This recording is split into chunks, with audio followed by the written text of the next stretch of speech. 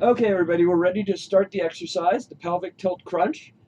Okay, so phase one, we lay with our back on the floor. We want to make sure that our lower back is flat on the floor. We don't want to have any air between our back and the floor. So the first step is to make sure that our back is flat and straight on the floor.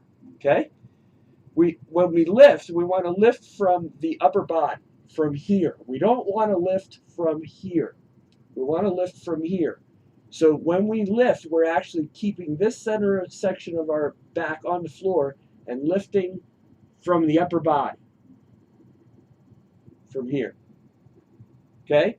The lower section, when we do our pelvic tilt, we're actually going to lift the hips up and inward. So we're actually trying to fold our lower body into our belly button. So when we lift, we keep, again, keeping the back on the floor. We want to make sure that we roll the hips up and back, up and back, onto itself. Now, the easy way to remember that is to, when you actually are laying on the floor, make sure that you're pressing your lower back into the floor. And that will keep you in the perfect movement, okay? And as far as the upper body goes, we want to make sure that we pretend that we have a tennis ball right here. So where our head begins is where we want it to stay through the entire movement. So we want to take our fingertips, place them behind the head, okay? Now we don't want to pull the head up. We want to just support the head in staying where it belongs. So I tend to put my thumb on my neck and my fingers on the back of my head, and I find the position that my head is in lying on the floor. And that's where I want to keep the exercise. So when I do my upper body, I try to keep my elbows exactly, everything exactly where it starts, and keep it the same all the way through the movement. All the way through the movement, not lifting the head. Lower back on the floor, pressing that back into the floor and just supporting the head with the fingers. Okay? So upper body looks like this, and lower body looks like this. Now, if you're not sure what muscles really need to be worked, take your hands, put your hands on your belly, on your abdominals, and when you're doing the lift, take a moment to just feel where the muscles are. Which ones are getting worked there? And when you do the lower, roll that and feel where those muscles are. Once you have an idea of where the muscles are, once you move the hands, you kind of have it in your head where they are. Okay? So breathing is very important. We breathe on the contraction of the exercise. So when we go to lift, that's us contracting the muscle, and you can feel the muscle tightening. That's a contraction.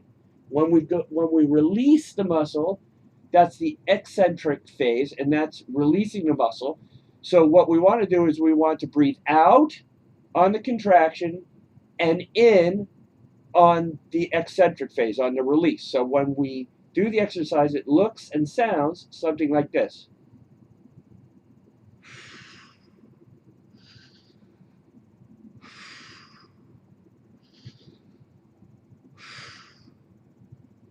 Okay?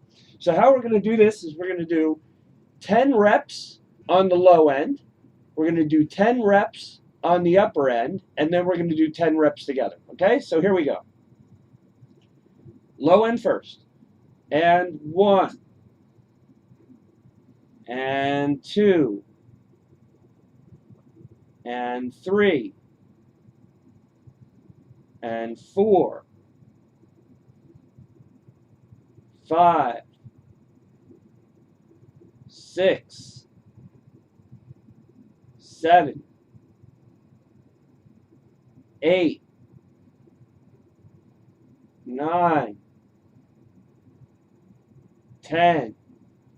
Now the upper body. 1. 2. 3. 4. 5. 6. 7. 8, 9, 10. Now we're going to put them together for 10. Ready? And 1, 2, 3, 4, 5, 6, 7, 8, 9, and one more. 10 and hold. 10 and hold. Hold it. Then slowly let it go. And that's the exercise. Thank you for working out today. Have a great day.